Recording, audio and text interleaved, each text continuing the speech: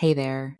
I just wanted to let you know that next week I will be offering a free live VBAC prep workshop called 3 Steps to Have an Empowered VBAC, even without a supportive provider.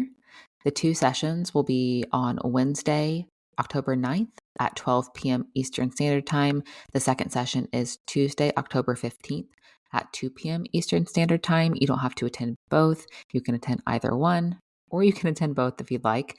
Again, this will be live. Some of the things I'll be covering in the workshop are how to shift from fear and doubt to confidence and empowerment when it comes to your VBAC, the power of effective communication and boundary setting, and how you can still have a strong support system even without a supportive provider. This workshop is perfect for anyone, whether you're trying to conceive or currently pregnant and preparing for a VBAC. Again, the 2 dates currently being offered are Wednesday, October 9th at 12 p.m. Eastern Standard Time and Tuesday, October 15th at 2 p.m. Eastern Standard Time. If you want to find out more and register for one of the workshop dates, please go to thehannahgill.com/workshop.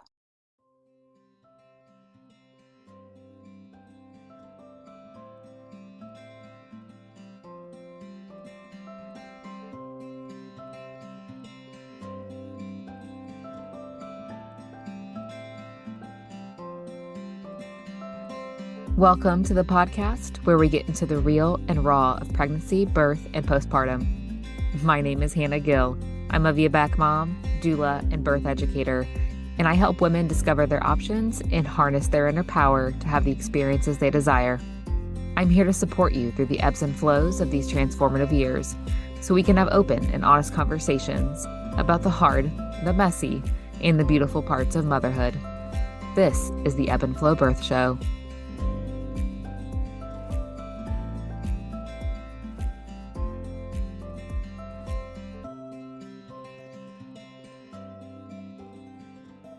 Hey everyone, welcome back to the Ebb and Flow Birth Show. My name is Hannah Gill. For those of you that are new here, I am your host.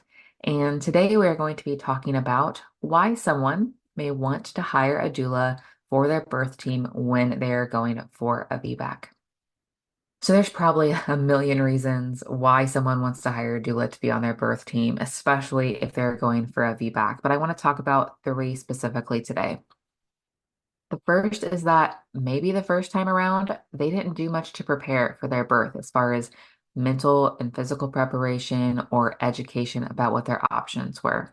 So the second time around, or whatever time around it may be, but for their VBAC specifically, they want to prepare more because maybe the first time when they had their C-section, it's just they weren't prepared for that, or they didn't understand that that was a possibility for them, or maybe they didn't know all of their options going into that first birth. So really, as a source of education and support is the reason they would want to hire a doula. And there's a misconception that doulas just show up to your birth and you've never seen them really or talked to them much before that. And they just come to birth that day that you're in labor. They support you physically and mentally, and then it's bye-bye, see you later. But there is so much that goes into and doula support prenatally. So while you're pregnant, there could be childbirth education involved and resource libraries and support and guidance throughout the pregnancy process, whether that be for physical preparation or mental preparation. So doulas do a lot of work leading up to the actual birth to help their clients get educated and prepared and feel supported in that process. The second reason is that someone going for a VBAC may want to avoid unnecessary interventions, such as getting induced with Pitocin or getting induced at all, or having an epidural. Maybe they want to go completely unmedicated for their birth, whether it be at home or in the hospital. And of course, they want to avoid a C-section. And there have been studies that have shown that having a doula on your birth team lowers the frequency and the risk of these interventions, especially being unmedicated, using Pitocin, and even drops in that risk for C-section. So if someone's wanting to avoid unnecessary interventions, especially for their VBAC, having a doula on their team is beneficial. For me personally, the main reason I wanted a doula for my VBAC was because I wanted to go unmedicated. I had planned to go unmedicated the first time around, but I did nothing to prepare for that or line up support for that process. So I ended up getting an epidural right away. So I knew that going into my VBAC that I wanted to go unmedicated. So I had to do things to prepare for that, but I also needed the physical, emotional, and mental support there so that I would be able to get through that unmedicated.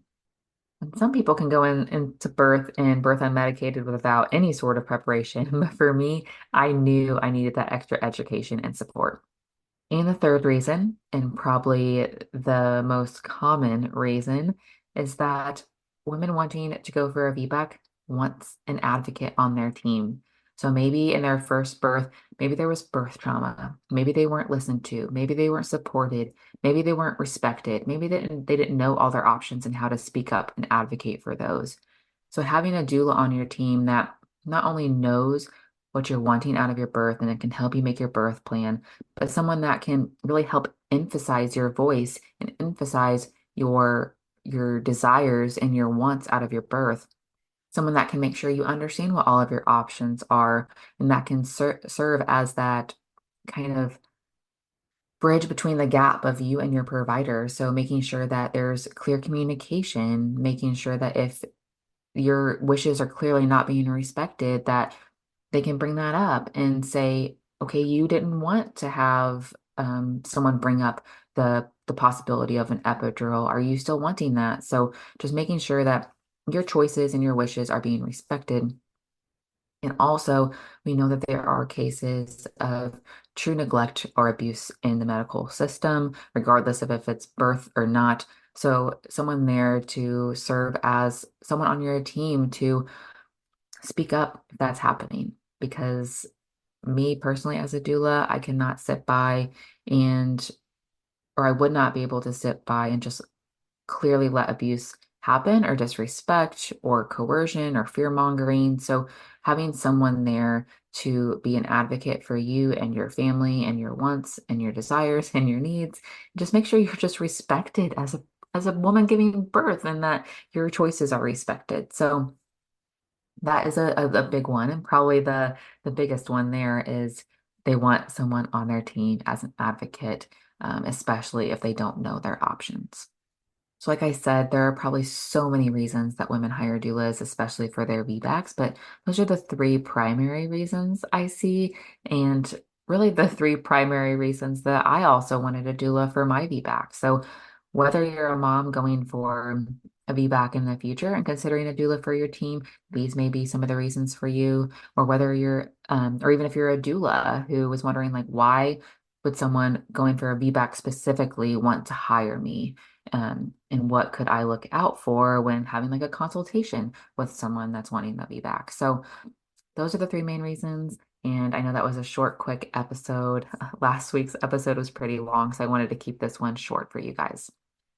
Again, if you're loving the show, the best way to support me is by leaving like a physical written review on Apple Podcast, sharing an episode on your Instagram or Facebook, or just telling a friend like, hey, this is a great episode, check it out. That's the best way you can support me and support the show. So everyone keep flowing, and I will see you next week. You just finished another episode of the Ebb and Flow Birth Show. For more, head over to ebbandflowbirthco.com or on Instagram at ebbandflowbirthco. As a reminder, this podcast is provided to you for educational and entertainment purposes only. It is not a substitute for medical advice. Until next time, bye friends.